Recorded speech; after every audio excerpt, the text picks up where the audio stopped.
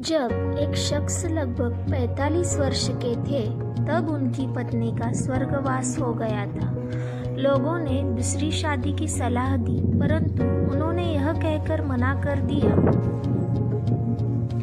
कि पुत्र के रूप में पत्नी की दी हुई भेंट मेरे पास है, इसके साथ पूरी जिंदगी अच्छे से कट जाएगी। पुत्र जब वयस्क हुआ तो पूरा कारोबार पुत्र के हवाले कर दिया। स्वयं कभी अपने तो कभी दोस्तों के ऑफिस में बैठकर समय व्यतीत करने लगे।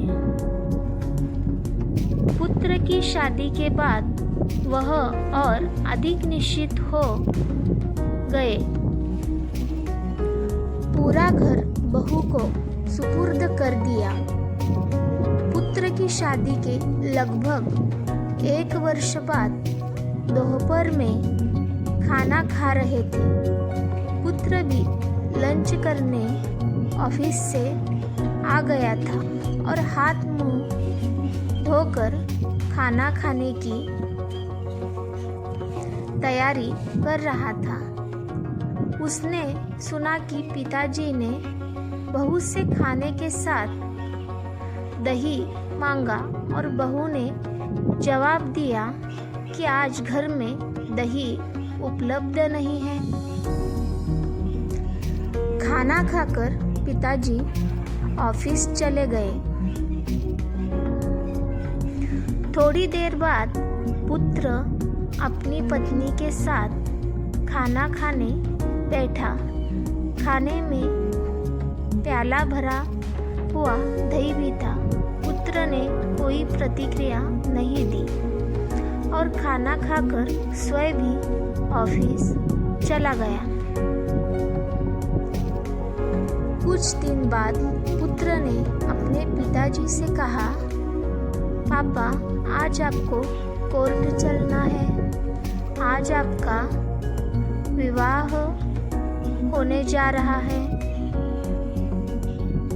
पिताजी ने आश्चर्य से पुत्र की तरफ देखा और कहा, बेटा मुझे पत्नी की आवश्यकता नहीं है और मैं तुझे इतना स्नेह देता हूँ कि शायद तुझे भी माँ की जरूरत नहीं है। फिर दूसरा विवाह क्यों? पुत्र ने कहा,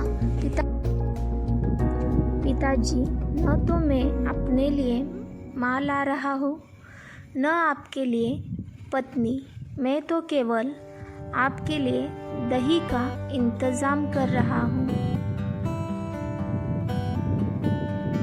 कल से मैं किराए के मकान में आपकी बहू के साथ रहूँगा तथा आपके ऑफिस में एक कर्मचारी की तरह वेतन लूँगा ताकि आपकी बहू को दही की कीमत का पता चले।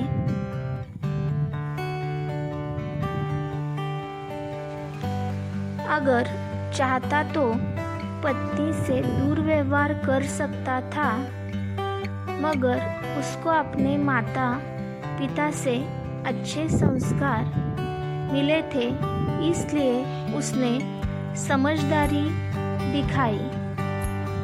Please like, share and subscribe my channel. धन्यवाद।